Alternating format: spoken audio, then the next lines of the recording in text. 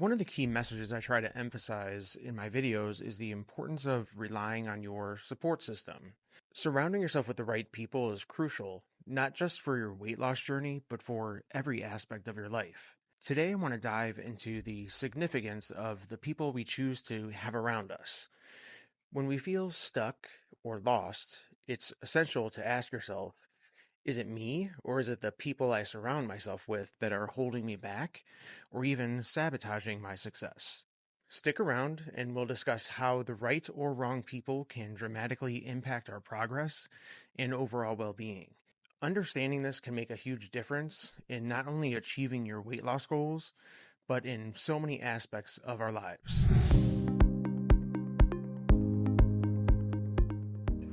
It's important to regularly evaluate whether the people around us are truly supportive. The impact of our social circle on our well being cannot be overstated. The right people should bring us joy, encouragement, comfort, and a sense of safety. They motivate us to strive for better and to celebrate our successes. These individuals are the ones who stand by us during the tough times, offering constructive criticism and genuine support. On the other hand, the wrong people can drain joy from a room, consistently spread negativity, and sometimes seem to even relish in the misery of others. These negative influences are not just harmful to our health and fitness goals, but they can also hinder our success and happiness in all areas of our lives. Surrounding ourselves with the right people can be the game changer that we need to transform our lives for the better. Embarking on a weight loss journey is not just about shedding pounds. It's a multifaceted challenge that demands our every ounce of determination and resilience. And it's freaking time consuming. It's a marathon of meal planning, calorie counting, and gym sessions. Mentally, it's an obstacle course filled with doubts, cravings, and the constant battle against temptation. And then there's physically. It's a demanding journey, pushing your body to its limits and beyond. Yet, amidst all the chaos, you'll find moments of clarity and triumph. And those things help you realize that every step forward is bringing you closer to your end goal. And as if the weight loss journey isn't challenging enough, life throws in a whole host of other responsibilities that we need to juggle. We have to keep our home running smoothly. We have to manage the demands of our jobs, nurture our relationships, and attend to the needs of our children, pets, elderly parents. Meanwhile, the clock is still ticking, and there's dinner to cook, errands to run, bills to pay, and it's a never-ending cycle of tasks and obligations. And each of those things are vying for our attention and energy. Yet somehow we manage to keep all of those plates spinning, and even when one comes crashing down, we don't let it stop us. Before embarking on this health journey, our lives were probably more like open highways, with plenty of room for spontaneous detours and leisurely pit stops. We could indulge in the impromptu dinner with friends, savoring every bite without a second thought. Exercise was a foreign concept, and our health took a backseat to more pressing concerns like Taco Tuesday and Thirsty Thursday. But on those days, we spent a lot of time with friends. But now things aren't exactly the same. We need to prioritize ourselves and our health. The landscape has shifted, and those carefree days aren't as common as they used to be. Every spare moment is precious to us, and it's earmarked for meal prep, workouts, self-care, kids, aging parents, and walking the dog, yard work, a hobby, and so on. And as our priorities realign, so do our relationships. Some may applaud our newfound dedication, while others may struggle to adjust to the new normal.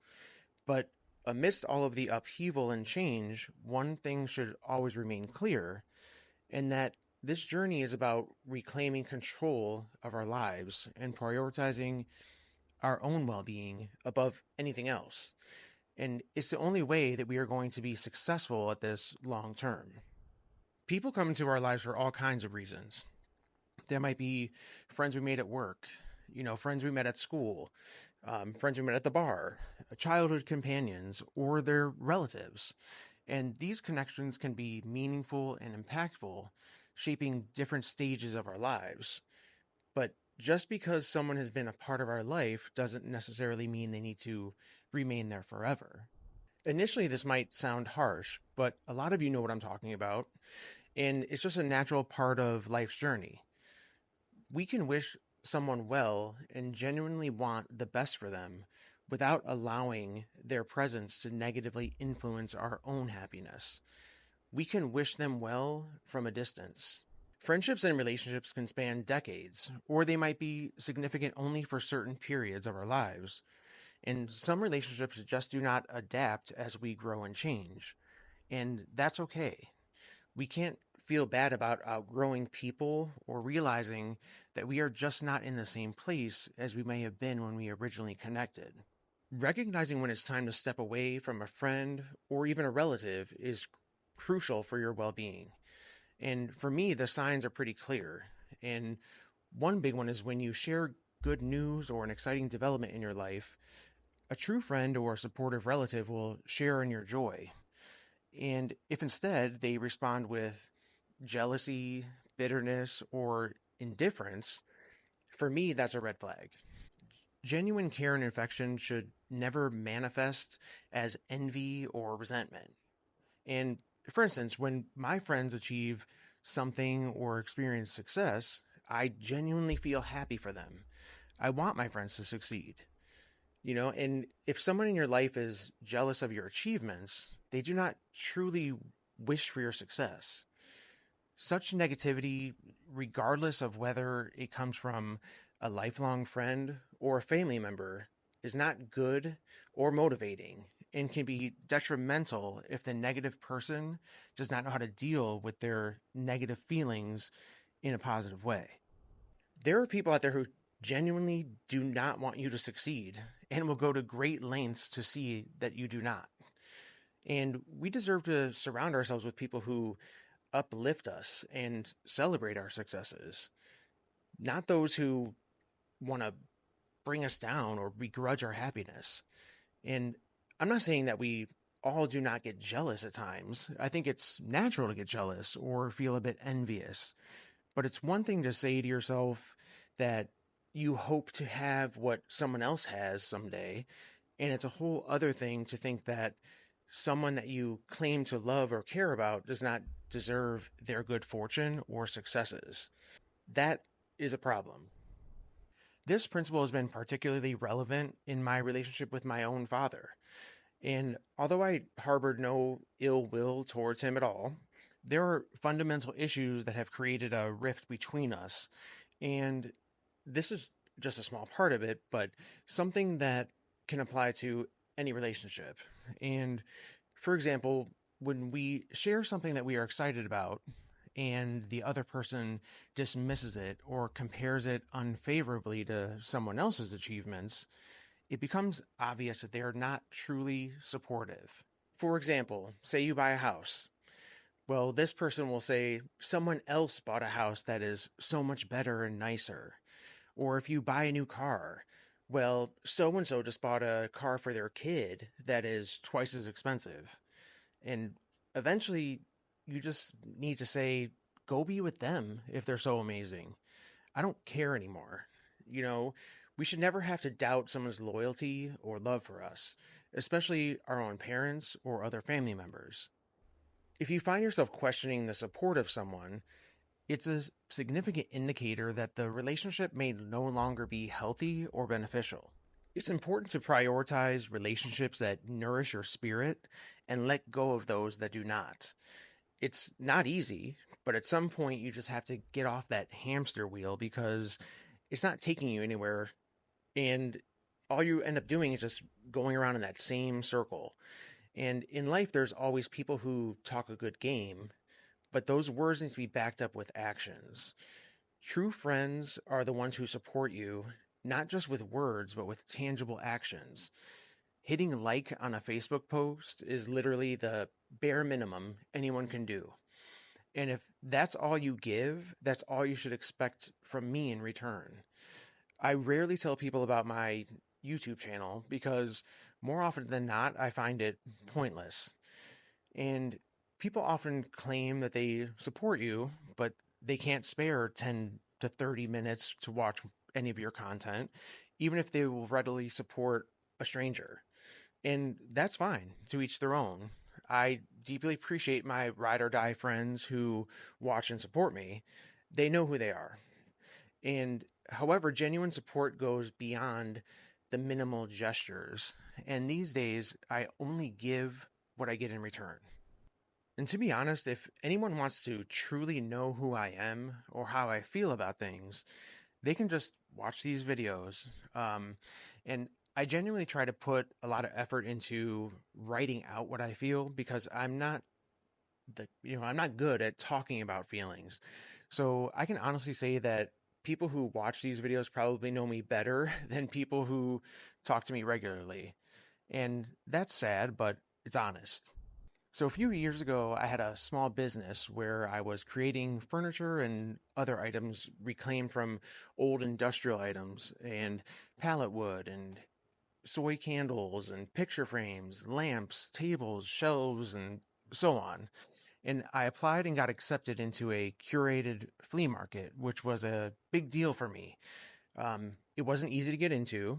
A group of people had to literally vote me into this, and then they gave me 1 day on the next year's schedule, rain or shine. So once I got accepted, I dedicated myself for an entire year to preparing for that market, spending my weekends building and finding items. And by the time I was ready to go, I had so much stuff made that I needed to rent a U-Haul truck to transport everything to the flea market. And despite an entire year of social media posts, conversations, hard work, only two friends showed up to support me at the flea market. My aunt was also there and helping me, and I was grateful for her support. But what I found more interesting is that more of my social media followers came to see me than people I knew personally. A supportive Facebook comment from someone far away is nice and is understandable because they are far away. But true support is shown when somebody makes the effort to show up and even buy a $10 candle, acknowledging that hard work was put in over the last year. If people can't step up for you and make even a minimal effort, there's no need for me to ever feel guilty about prioritizing my own needs and saying no to them. And that's same for you as well. If they aren't willing to do it for you, then you shouldn't do it for them. Also know that none of this should make you bitter or resentful, and it's not about that at all. But it should make you aware. You should be aware of the people who are there for you when you are at your lowest and at your highest. The ones who are there for both, and not just the ones who are there for the good times, or not just the ones who are there to watch you fail. The ones who are there for everything are the real ones. Today's world offers so many opportunities for support from various sources. Online spaces and virtual support systems allow us to connect with like minded individuals like we never have been able to before. And these platforms provide places to celebrate victories, discuss losses, and even be a voice of reason and support when needed. Surrounding yourself with people who share your direction is crucial, and these connections can be found not only online, but also in places like the gym or through a work mentor. The key is to find and cherish those who genuinely support you, whether they're in the digital realm or part of your everyday life. It's also important to have people challenge you. You can't live your life in a vacuum where everyone has the same thoughts and feelings and opinions about everything. That's not healthy either, and it does not promote any type of growth. It's okay to know what you want and to remain focused on your goals, but you also have to remain open minded because sometimes there is a better path towards our goals, and we are unable to see it if we are not open to other possibilities. Embarking on a journey to lose weight, adhere to a fitness routine, embrace a new diet, or simply find the time for self care is undeniably challenging. However, what makes this process more manageable and sustainable long term is having a robust support system. And you don't need a crowd of supporters. Even one person who is both supportive and honest can make a world of difference. This person should be someone you trust, someone whose advice comes from a place of love and genuine concern. Their support can help you stay motivated and focused, reminding you that you're not alone in your endeavors. Sometimes the only person you have at that time is you. Sometimes you need to believe in yourself. At times, you may be the only one who believes in you. But we need to tell ourselves that we can do it and that we are worthy and strong. I have to tell myself this a lot of times because I get into my head and I think that because I was fat or because I have stretch marks and because I'm losing my hair or because I'm getting older, that, I'm not worthy of success and that I'm past my prime and that my time has passed. So why bother? And I go through that all the time. But every time I record a video, it's actually the same thing, but I have to remind myself of why I'm doing it. And I do get a bit of anxiety, but those feelings are the exact reasons why I force myself to do it. And forcing myself to be uncomfortable has been a good thing for me and something that I needed to do to show myself that I could do something that I never thought I would do. Pushing myself out of my comfort zone was a way that I could show support and respect to myself. I had to prove to myself that I could do it. Now, if I'm good at it, it's debatable, but it doesn't matter. And, it doesn't matter because I've learned a lot about myself and I've been able to meet some cool people along the way. But mostly what I'm trying to get at is that it's a good idea to push yourself beyond your comfort zone. Be your own cheerleader first and foremost. If you were on this journey of change and self improvement, I want to congratulate you because starting is always the hardest thing to do. But I want you to know that throughout the process, you will struggle, you will feel angry, you will feel overwhelmed, or you may feel lost. And actually, I'm not even going to say or, I will say and, because you will feel lost and you'll feel all of those things and more. But that's okay. And I truly believe that those feelings are a good thing because it means that you're no longer on that same comfortable path that you have been on that has kept you stuck for so long. Don't be afraid of the unknown and don't be afraid of doors closing because, as that saying goes, when one door closes, another one opens. And what is behind that door is going to be so much better than what you had before. Sometimes the fear of the unknown keeps us stuck in situations that are not good for us because we are afraid of what's on the other side of that door. But we can't be afraid to go through that door and we can't let our health slip through our fingers. We do not know how many sunsets we have left to view, but there is a finite number of them. We just do not know how many we have left. So stop wasting time. I say this for myself as well. I was thinking about my dog that passed away about a year ago, and I was thinking about how hard it is to say goodbye to them because you love them so much.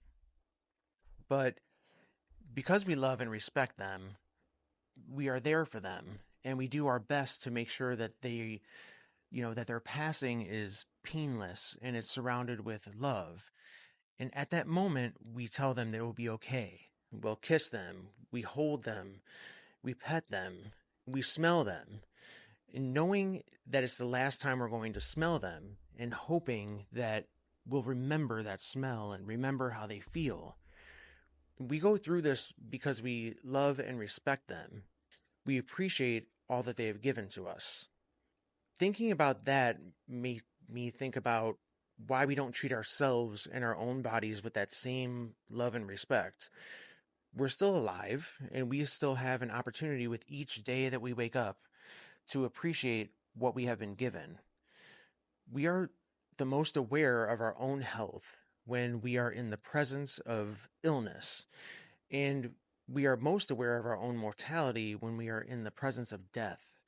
So each day we should see it as an opportunity to make our lives just a bit better because we are blessed to even be here.